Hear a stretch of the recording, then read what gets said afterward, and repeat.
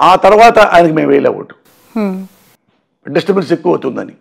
ఎందుకంటే నాదెళ్ల భాస్కర్రావు ఇష్యూ, ఇంకోటి చాలామంది ఏంటంటే బ్యాడ్ లక్ ఏంటంటే చాలా బ్యాడ్ లక్, నాదెళ్ల భాస్కర్రావు దుర్మార్గుడు అని స్టాంప్ వేయటం. అర్థమైందా?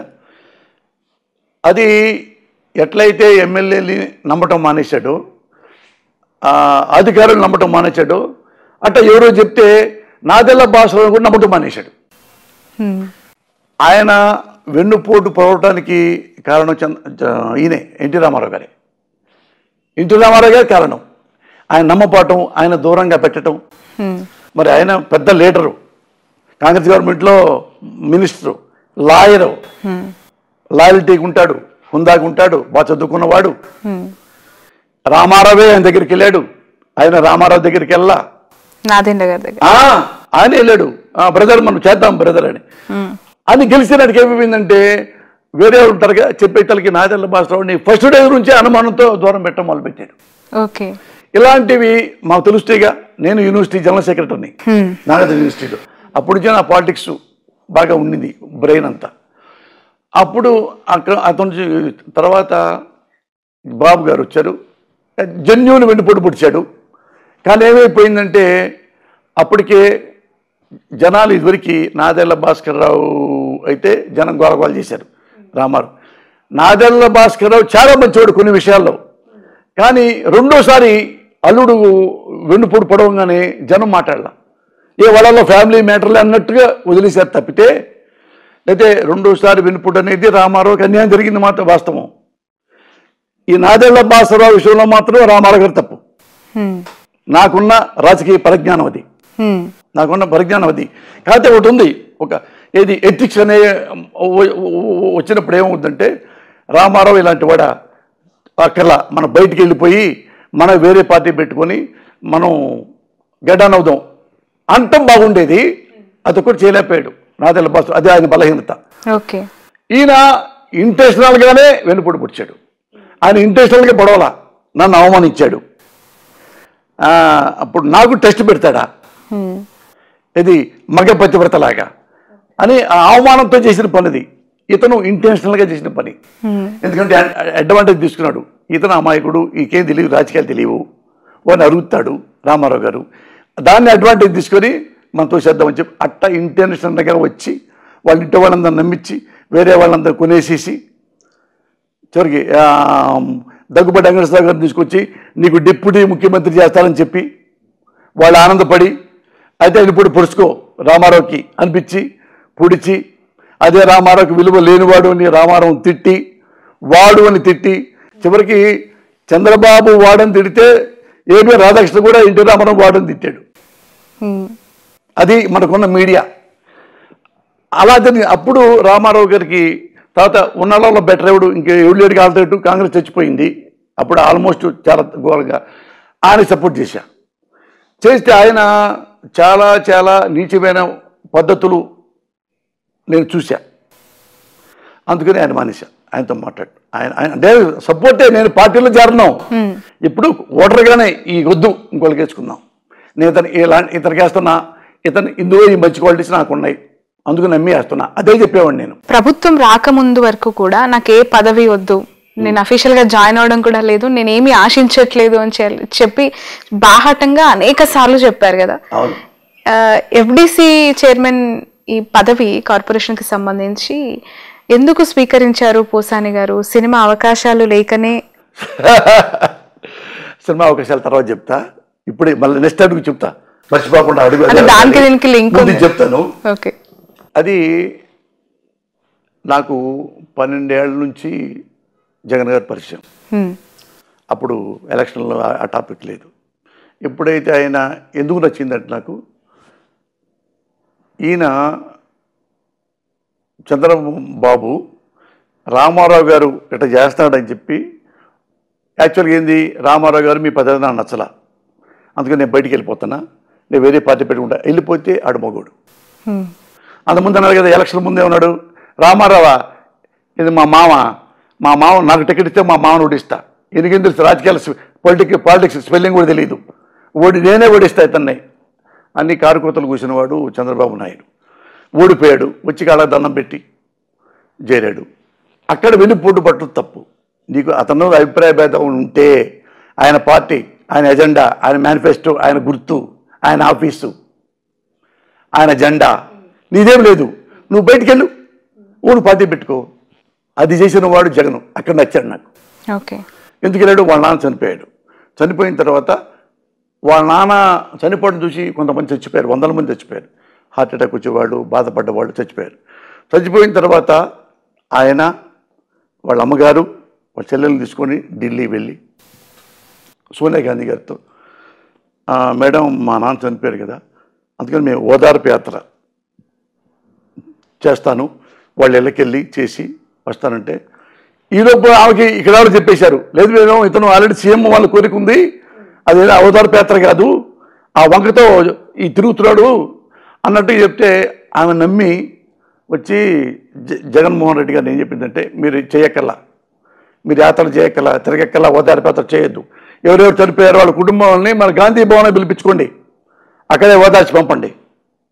అంటే ఏమండి, వాళ్ళు మా నాన్న కోసం చచ్చిపోయారండి, మా నాన్న కోసం చచ్చిపోతే, మా నాన్న చనిపోయాడని చనిపోతే వాళ్ళని గాంధీ ఆఫీస్కి పిలిచి టీ ఇచ్చేసి ఓ థ్యాంక్ యూ పంపిస్తారా? అది ట్రెడిషన్ అండి, అది తప్పండి. అది ఎవరో చచ్చిపోయారు ఇంటికి మనం వెళ్ళాలండి, పరామర్శలు మనం వెళ్ళాలి. అంటే నేను చెప్పింది చెయ్యి, డూ వాట్ ఐ సే అని చెప్పిన తర్వాత వాళ్ళ అమ్మగారు ఏదో చెబుతుంటే ఈయన లేచాడు పైకి లేపి, అమ్మ మేడం థ్యాంక్ యూ, వచ్చి ఈ రోజు నుంచి ఈ కాంగ్రెస్తో మనకి సంబంధం లేదు, నేనే కొత్త పార్టీ పెడతా. ఆయన వచ్చి కొత్త పార్టీ పెట్టాడు. ఎవరు చెప్పాడు, నేను మా నాన్న మా చెల్లెలు మేము ముగ్గురే ఉన్నాం, నేను పార్టీ పెడుతున్నా మా నాన్న పేరు మీద అని ఓదార్పు యాత్ర చేశాడు. అది నచ్చింది నాకు. ఈయనకి చంద్రబాబు కంపేర్ చేసుకున్నా, అరే ఇద్దరికి ఎంత తేడా ఉందాయా, ఈయనేమో సొంత మామనే వెండిపొడి పొడిచి చెప్పులతో కొట్టించి పదవి లాక్కొని విలువ లేనివాడు రామారావు అని చెప్పి వాళ్ళ కుటుంబాన్ని కూడా అన్పాపులర్ చేసి పెద్దగా ఉండాల్సిన దాన్ని కింద పెట్టాడో తను ముఖ్యమంత్రి అయిపోయాడు. ఈయన కాంగ్రెస్లో ఉంటే ఎంపీ అవుతాడు, కేంద్ర మంత్రి అవుతాడు, ఎక్కువ ఉంటే మంత్రి అవుతాడు, మళ్ళీ ముఖ్యమంత్రి అవుతాడు. ఇలాంటిది పోగొట్టుకొని ఎంత కష్టం ముఖ్యమంత్రి అవ్వాలంటే, కొత్త పార్టీ పెట్టి చాలా కష్టం కదా. ఈయన రామారావు గారిలాగా పెద్ద హీరో కాదు కదా, అంతకుముందు సినిమా పెద్ద రాజకీయ పరిజ్ఞానం కూడా ఎక్కువ లేదు కదా, రాజకీయాల్లో తిరగలేదు కదా. వాళ్ళని ముఖ్యమంత్రి అయినా ఏ ఒక్కరోజు అసెంబ్లీకి రాలేదు, ఏ ఒక్కరోజు సచివాలయానికి రాలేదు, వ్యాపారం చేసుకునేవాడు. అంత డెడికేషన్ అదా లేకపోతే డిఫికల్ట్ అవుద్దా అనుకుంటే ఈ పద్ధతులు నచ్చింది నాకు. ఇక్కడ సోనియా గాంధీ గారి దగ్గర మాటల విధానం నాకు నచ్చింది. అప్పటి నుంచి ఆయన దగ్గర వెళ్ళా. ఓకే. అప్పుడు నవ్వాడు ఆయన. అప్పుడు ఏం లేదు కదా, మరి 13 ఏళ్ళ నుంచి ఆయన తిరుగుతూనే ఉన్నాను నేను. ఆయన నెక్స్ట్ జైల్లో ఉన్నా ఆయనే నేను నమ్మా. జెన్యూన్ పర్సన్, ఇది ఇంటర్నేషనల్గా. ఎందుకంటే వైఎస్ఆర్ కొడుకు ఒక్కడే ఉన్నాడు గట్టోడు ఈ ఆంధ్రదేశంలో, పొలిటికల్గా ఉంటే గింటే వాడిని ఒక్కడు లేపేస్తే మనకి అడ్డు లేదు. చంద్రబాబు అబ్బాయి కొడుకు కూడా అడ్డు లేదు అనుకొని ఒక్కలో పెట్టేశారు. ఎలా నవ్వుతూ లోపలికి వెళ్ళాడు, అలా నవ్వుతూ బయటకు వచ్చాడు జైల్లో వచ్చి తర్వాత ఎలక్షన్లో ఓడిపోయినా ఆయనతో మేము తిరిగాం. ఎందుకంటే ఈ లీడరు ఇతను ఎప్పటికైనా పైకి వస్తాడు, ఇతనిలో డెడికేషన్ ఉంది, కన్విక్షన్ ఉంది, కమిట్మెంట్ ఉంది, క్యారెక్టర్ ఉంది అని అది ఎక్కడ దీక్షలు వెళ్ళినా కానీ నేను కారేజ్కి వెళ్ళిపోయేవాడిని. నెక్స్ట్ ఎలక్షన్ వచ్చిన తర్వాత ఎలక్షన్స్లో నాకు పంపించాడు నా దగ్గరికి, మురళీకి ఏం కావాలి అడగవు, మురళీకి ఎమ్మెల్యే కావాలా, ఎంపీ టికెట్ కావాలా, ఎమ్మెల్సీ కావాలా, ఏమి ఎక్స్పెక్ట్ చేస్తున్నాడు అని ఇద్దరు, రెడ్డి గారు ఒక అతను వచ్చారు. ఇక్కడ ఎవరు వచ్చారు? సాక్షి నాగేశ్వరరావు తీసుకొచ్చాడు, మా ఇల్లు అడ్రస్ తెలియక. ఇట్లా ఎవరు వచ్చారు మాట్లాడడానికి? అదే రెడ్డి ఒక ఆయన, ఒక అతను ఎన్ఆర్ఐ, వాళ్ళు ఇప్పుడు కూడా అక్కడ ఉన్నాడు, సీఎం ఆఫీసులో ఉంటున్నారు. వాళ్ళు పెద్ద అంటే బాగా అడ్వైజ్ చేసేవాళ్ళు, బాగా పార్టీని నమ్ముకునేవాళ్ళు, శ్రేయోభిలాషులు వాళ్ళు, ఆయనకు ఆప్తులు. అయితే వాళ్ళనే పంపించారు. అది కాకుండా పీకే పంపించాడు, పీకే ప్రశాంత్ కిషోర్. నేను తెలియదు, ఆయన ఎప్పుడు మాట్లాడుకోలే. ఆయన నెట్లో కొట్టుకుంటూ చూసుకుంటూ నన్ను చూపించాడంట, ఇతను మీకు తెలుసా అని. తెలుసండి అంటే ఇతను తీసుకురండి అన్న అంట. ఇతను ఆల్రెడీ జగన్ గారు ఫ్యాన్ అండి. ఈయన మనం వద్దన్నా ఆయనకే సపోర్ట్ చేస్తాడు, ఆయన పార్టీలో మారాడట్లా.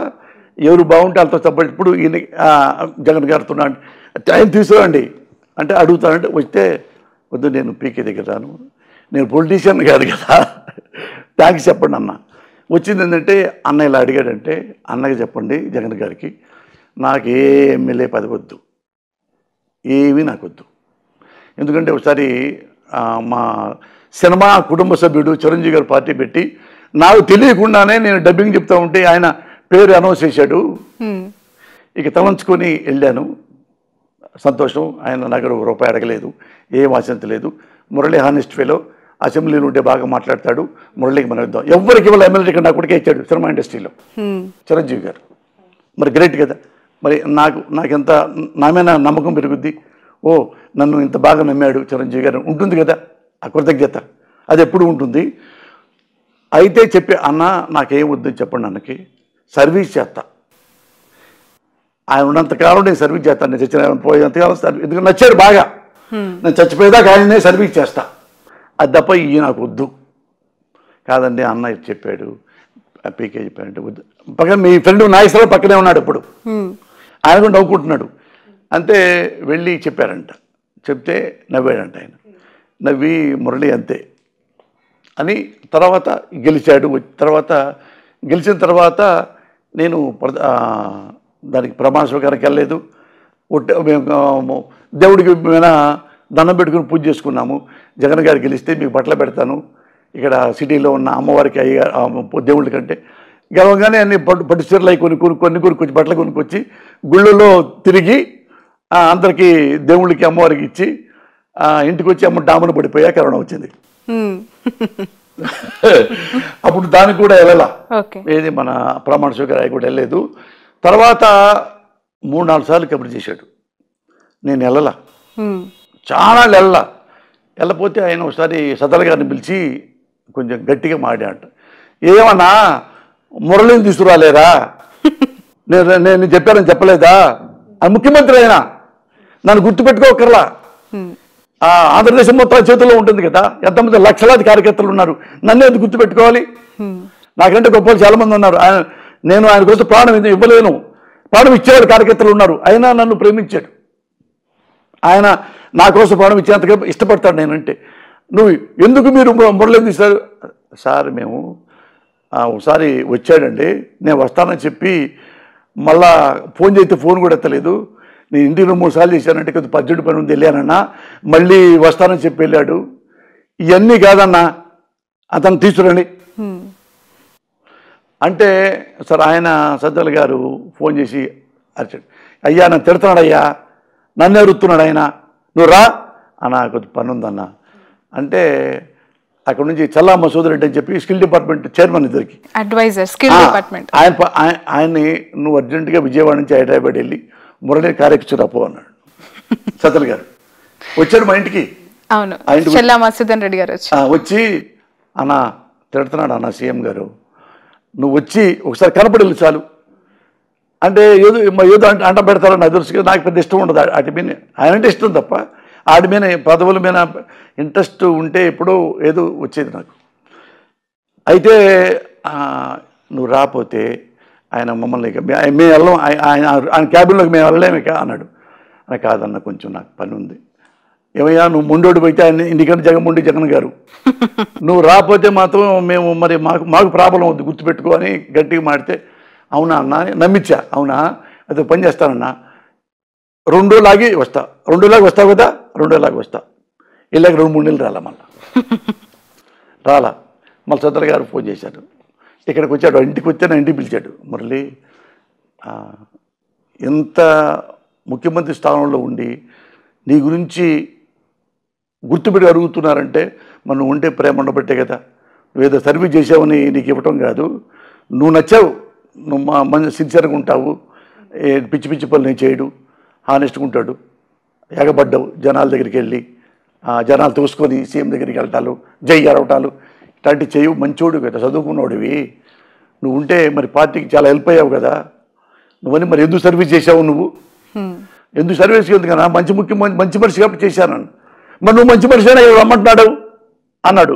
అవునా అన్న, అయితే టైం ఇలేనా ఆలోచించుకొచ్చి మళ్ళీ వస్తాలే అన్న, అనగా చెప్పండి అన్న అనిలోపు ఈలోపు వాళ్ళు లేరు చెప్పాడంట. సరే వస్తారన్నాడు కదా, ఏమి ఏమి కావాలో అడిగి చూడండి ముందుగానే అంటే ఆయనకి ముందు వీళ్ళు ఫైల్ పెట్టారంట.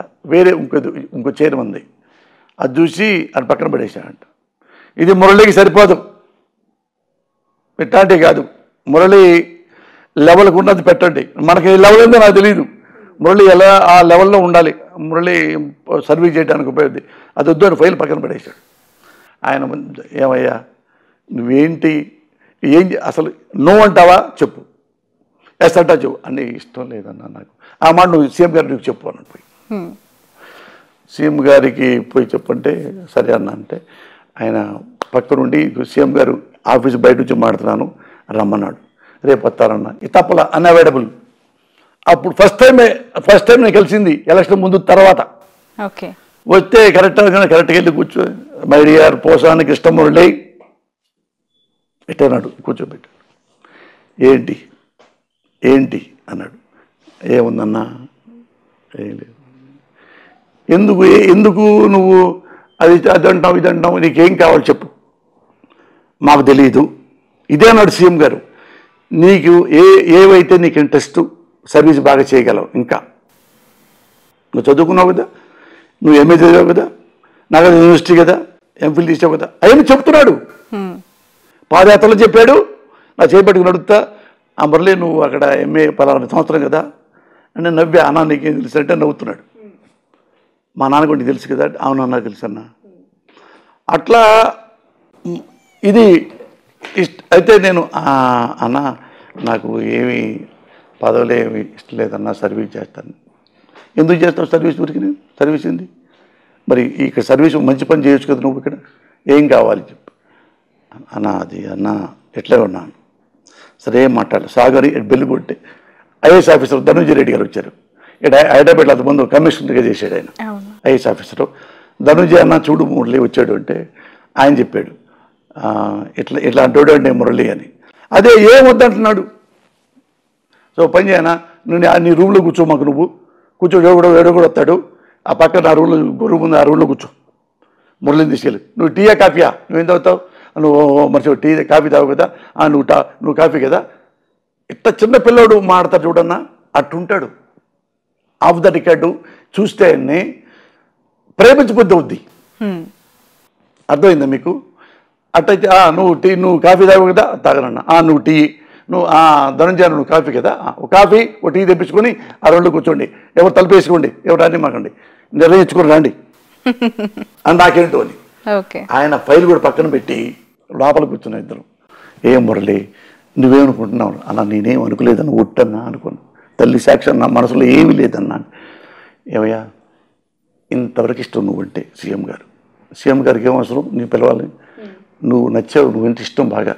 ఎక్కడ మీటింగ్ ఏమన్నా కానీ ఒక కనీసం టాపిక్ వస్తే నీ గురించి ఒక నిమిషం మాట్లాడు కనీసం, మురళి చాలా మంచి చూడాలి అంటే అంత అభిమానించేటప్పుడు మనం ఇగ్నోర్ చేయకూడదు. అట్లా అంటే అన్న నిజంగా నేను నాకు తెలియదన్నా, ఇష్టం లేదన్నా అంటే కాదు, ఏదోటి చెప్పు అన్నాడు. ఏదోటి అంటే అన్న నాకేమీ తెలియదు, సరే మీరే చెప్పండి అన్న. అయితే ఏ పదవులు లేకుండా నాకు పని చేసి పెట్టండి అన్న. పదవి ఇప్పుడు ఇక్కడ నుంచి వైజాగ్ రమ్మన్నారు కదా అందరినీ. వైజాగ్ వస్తే స్టూడియోలు కట్టుకోవచ్చు, మీరు స్టూడియో స్థలం ఇస్తాం, ఉండడానికి స్థలం ఇస్తాం ఉన్నారు కదా.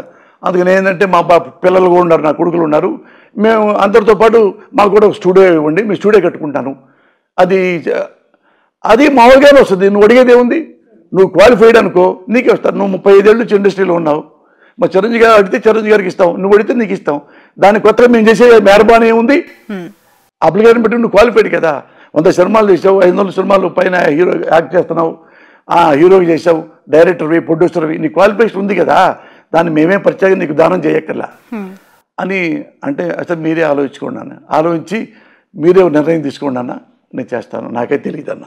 అంతేనా కదా? అంతే సార్, నువ్వు వెళ్ళిపోను. వెళ్ళిపోయిన తర్వాత ఫోన్ చేస్తానంటే 3 నెలలు నేను ఫోన్ ఎత్తలా, వద్దనుకొని. ఇవన్నీ ప్రమాణ సాక్షి శ్రావణి, నువ్వు ఎంక్వైరీ చేసుకో కావాలంటే. ఇందులో ఒక మాట తేడా వచ్చిన 2-3 నెలలు నేను ఫోన్ ఎత్తట్లా, సద్దర్ గారిది కూడా. కాకపోతే అవి సద్దర్ గారు మా ఇంటికి వచ్చాడు. అన్నా బాగున్నారా ఏం చేస్తున్నావు ఇంట్లో, ఇక్కడ ఇల్లు మారేమన్నా, టీ తాగడానికి వస్తావన్నా, ఒకసారి ఇల్లు చూడన్నా అన్న. వచ్చి ఇక్కడ గంట కూర్చున్నాడు ఈ ఇంట్లో. కూర్చొని మురళి మా సీఎం గారు ఇట్లా చేయి మురళి, ఎందుకంటే నువ్వు మంచి సర్వీస్ చేస్తావు మురళి, నీకు ఏమి ఇచ్చినా కానీ మంచి సర్వీస్ చేస్తావు నువ్వు, అందుకని అది ఒకటి ఉంది, నువ్వేదో ఊరినే నువ్వు సర్వీస్ చేసావని చెప్పి నీకు గిఫ్ట్గా ఇవ్వటం కాదు, నువ్వు సిన్సియర్గా చదువుకున్న వాడివి కదా అన్నాడు. అంటే సరే మీరే ఆలోచించండి అన్న అని అది మళ్ళీ అయిన తర్వాత ఆయన అంటపడ్డాడు విజయ్ కుమార్ రెడ్డి అని ఆయన. అంటే మురళి ఇది మా సదరా గారు మేము కూర్చున్నాము, మేమంతా కూర్చొని ఇది ఎఫ్డీసీ, నువ్వు సినిమా ఇండస్ట్రీ పడేవి కదా, ఎఫ్డీసీ చైర్మన్, నువ్వు అక్కడే పుట్టి పెరిగినోడి కాబట్టి ఎఫ్డీసీ అయితే నీకు బాగుంటుంది, ఒక మంచి కేటగిరీ క్యాబినెట్ రేంజ్లో ఆ లెవెల్ నువ్వు అయితే బాగుంటుందని డిసైడ్ అయిపోయాము. అది నా దగ్గర ఫైల్ వచ్చింది, ఆల్రెడీ జీవో వచ్చింది అన్నాడు. అన్న టైం అన్న జీవో గీవో వద్దన్న అటు అనొద్దన్న, మీరు అనౌన్స్ చేయదు. అదేంటి ఇప్పుడు అనౌన్స్ చేయాలా, మన టీవీలో మీడియాకి ఇవ్వాలి, ఇప్పుడు మధ్యాహ్నం ఇస్తా అన్నాడు. అన్న మీకు దండం పెడతా 3 రోజులు ఆగండి, ఎందుకంటే సీఎం గారితో నేను వేరే మాట్లాడుకోవాలి, అప్పుడు తర్వాత సీఎం గారితో మాట్లాడుకుంటే ఇంకేం మాట్లాడుకుంటావు నువ్వు, మాట్లాడుకుంటే అప్పుడు నీకు ఇస్తానన్న. ఆ 3 రోజులు అంటే వెళ్ళను కదా ఎట్టుకుడి, నేను వెళ్ళా. ఇక ఆయన ఫోన్ చేయటం మొదలుపెట్టాడు, నేను ఎత్తట్లా. ఎత్తపోతే వాళ్ళు రైతుకు ఏం చేశారు చెప్పంటారా, నాకు తెలియకుండా, అది మా అమ్మ మా నాన్న సాక్షి, నాకు తెలియకుండా ఎమ్మటే టీవీలో వచ్చేసింది, జీవో ఇచ్చేసారు. టీవీలో అది జీవో ఇచ్చి నా బొమ్మ ఆయన బొమ్మ వేసి పెద్ద ప్రాపగాండ చేశారు. అరే అంటే నేను అసలు నేను అనౌన్స్ చేద్దానా, నేను తర్వాత చెప్తాను, ఆయన ఫోన్ చేస్తాంటే ఎత్తడు మానేశాను నేను. ఆయన అలిగాడు. ఎందుకంత అయిష్టత చూపించారు? అయిష్టత అంటే ఇప్పుడే ఎట్లుండదంటే, ఇది ఒక దాన్ని కమిట్ అయ్యామనుకో, దానికి మనం పక్కా కమిట్ అయి ఉండాలి. ఏదో టైంపాస్కి ఒకరోజు వచ్చేసి సంతకం పెట్టుకొని డబ్బులు తీసుకొని మనం 2-3 నెలలు ఆగి అవి మన చేత కాదు. ఇప్పుడు నంది అవార్డులు ఇవ్వాలంటే చాలా కష్టం. జెన్యూన్ జడ్జీలను ఎతకాలి, జెన్యూన్ కథలను ఎతకాలి, జెన్యూన్ సినిమాలను ఎతకాలి. వీటిలో ఒక్కడు కూడా ఒక చిన్న తప్పు బెస్ట్ కమెడీని ఇతరులకు ఇవ్వకుండా ఇంకోటికి ఇచ్చినా అది మన మీద పడుద్ది. అప్పుడు అమ్మలక్కలు తిడతారు బూతులు, నేను పెద్ద బిల్డప్ ఇచ్చాడు పోసని, నాకు రావాల్సింది వాడికి ఇచ్చాడు, ఇలా ఉంటాయి.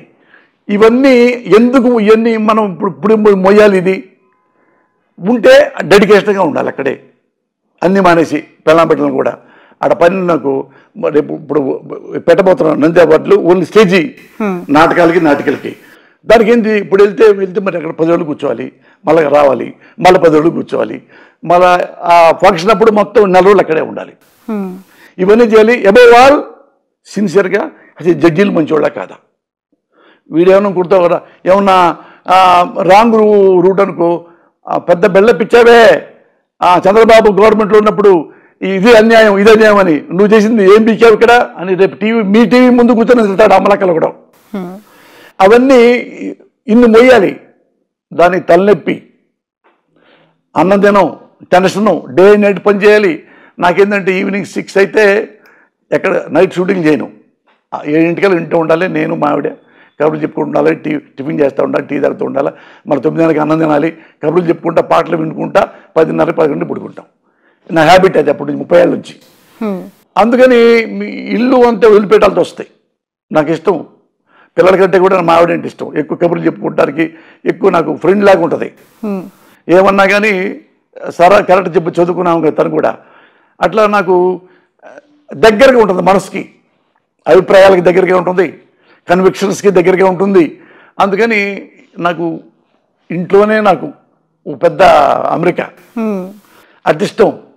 అది అందుకని ఇంత లాగా తర్వాత ఏంగానే తర్వాత ఆయన మళ్ళీ పిలిచి కొద్దిగా అరిచాడు, ఎవరు మన సద్దల్ గారు ఇంటికి పిలిచి ఫోన్ చేసి, ఏంటి మురళి అది జీవో వచ్చిన తర్వాత మీరు రావట్లేదంటే ఇంకొక ఆమెతుంటే మీడియా గీడియా మొత్తం ఏమనుకుంటుంది, ఇష్టం లేదు పోసానికి, ఇది చిన్న పోస్ట్ ఏమో, ఆయన ఊహించింది పెద్ద. అవన్నీ అది కరెక్ట్ కాదు కదా మురళి.